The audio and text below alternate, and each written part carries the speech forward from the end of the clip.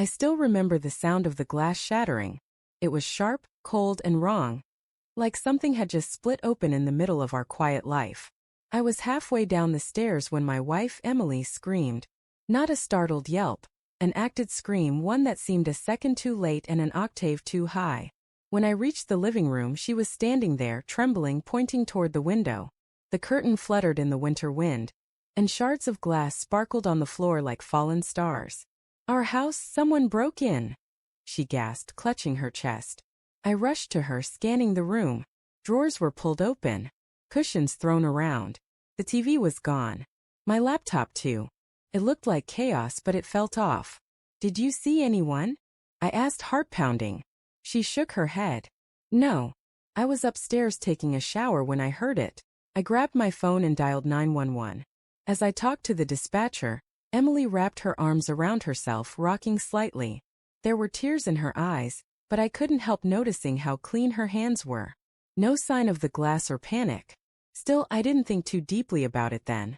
I was too busy trying to calm her down, too distracted by the adrenaline to notice how her eyes darted toward the door every few seconds, as if waiting for something or someone. The police arrived within minutes. 2 officers came in, flashlights in hand, moving through the rooms with calm precision. The lead detective introduced himself as Detective Harris, a tall man in his 40s with the kind of tired eyes that had seen too much. He asked us routine questions.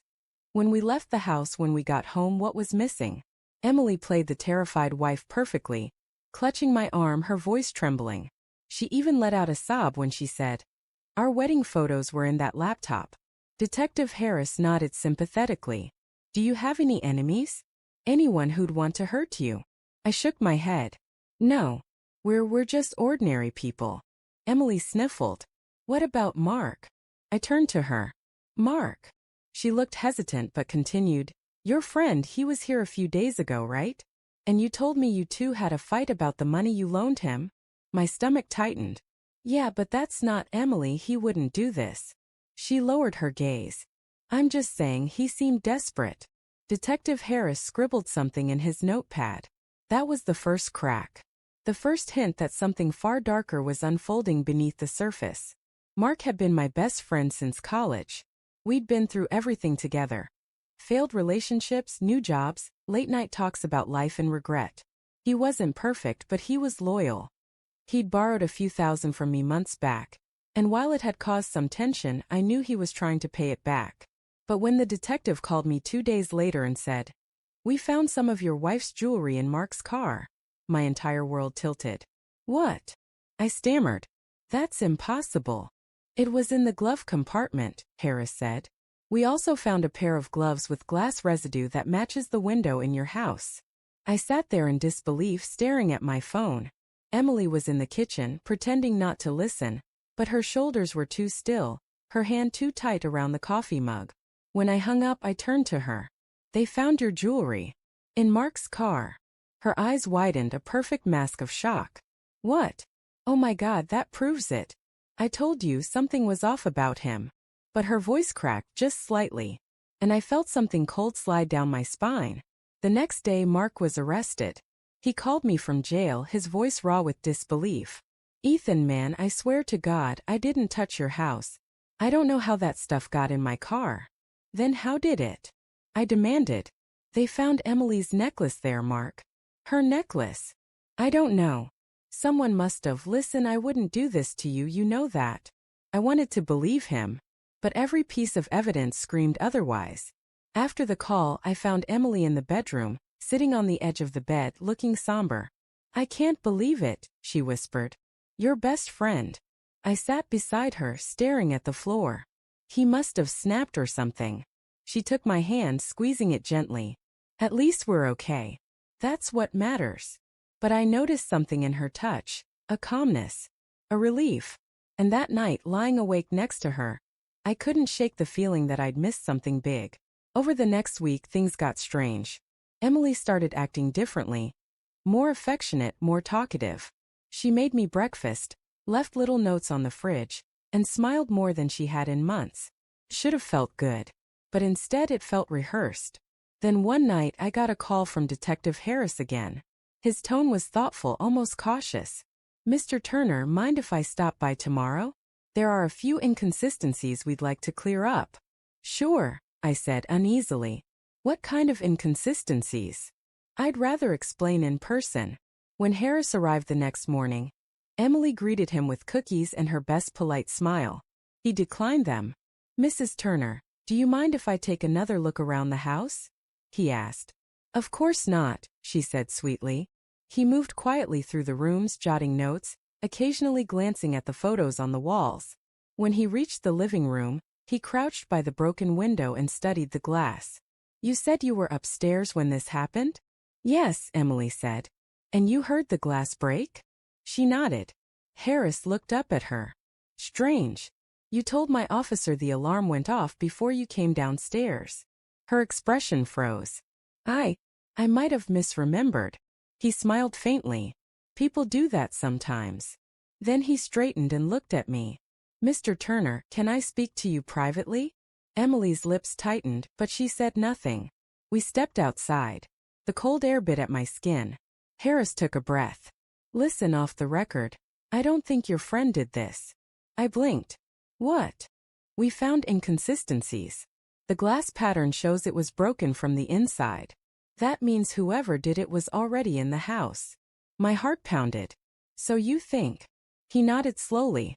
Your wife's fingerprints are on the jewelry that turned up in your friend's car. Too clean, too fresh. My guess? She planted it. I felt the ground tilt beneath me.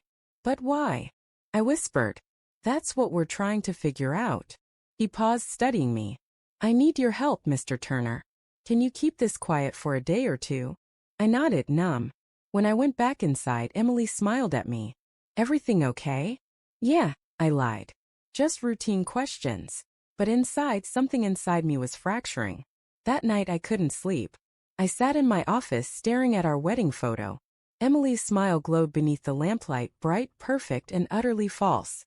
I opened the drawer where I kept old receipts and found the small security camera I'd bought months ago for the garage but never installed.